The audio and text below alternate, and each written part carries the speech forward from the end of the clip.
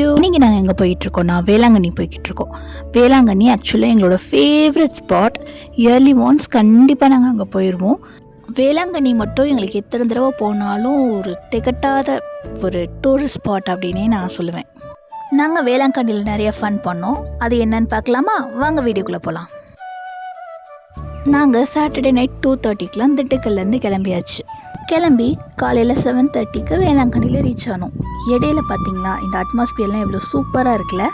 இப்போ டைம் என்ன தெரியுமா? 6 o'clock. சூப்பராக இருக்குல்ல. இதில் செம்மையாக மழை வேற பெஞ்சதா, அதோட அந்த அட்மாஸ்பியர் பார்க்குறதுக்கே சூப்பராக இருந்துச்சு. ஆனால் வேளாங்கண்ணி போகிறதுக்குள்ளே மழை நின்றோன்னு பார்த்தா மழை நிற்கவே இல்லை.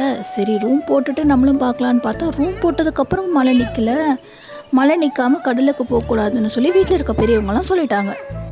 சரின்னு ஃபேமிலியாக எல்லோரும் சமைக்க போயாச்சு. அங்கே போய் பார்த்தா பனைமரத்துக்கு அடியில் உட்காந்து எங்கள் சித்தி மீன் பொரிக்க, எங்கள் பெரியம்மா குழம்புக்கு ரெடி பண்ண, நாங்கள் எல்லோரும் சுற்றி நின்று அந்த பொரிச்ச மீனை எப்படா வாயில் போடலான்னு வெயிட் பண்ண. பார்க்கவே அவ்வளோ கண்குள்ள காட்சியாக இருந்துச்சு. ஒரு வழியாக நாங்களும் சாப்பிட்டு சர்ச்சுக்கு கிளம்பிட்டோம். அங்கே போய் பார்த்தா சர்ச்சு க்ளோஸ் ஆகிருந்துச்சு. என்னடா பண்ணுறதுன்னு தெரியாமல் வெளியே நின்று ப்ரேயர் பண்ணிவிட்டு பீச்சுக்கு வந்துட்டோம். அங்கே வந்து பார்த்தா அவ்வளோ சூப்பராக இருந்துச்சு. என்ன கொஞ்சம் டிஃப்ரெண்ட்டாக மாற்றி வச்சுருக்காங்க. சுற்றிலும் பாறையாக போட்டு வச்சு சூப்பராக இருந்துச்சு பார்க்கவே. நம்ம வேளாங்கண்ணி பீச்சில் இருக்கோன்னு எங்களால் நம்பவே முடியல, அந்தளவுக்கு சூப்பராக இருந்துச்சு.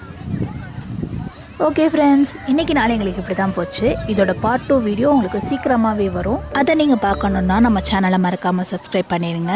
இப்போ நான் கிளம்புறேன். டாட்டா பாய்.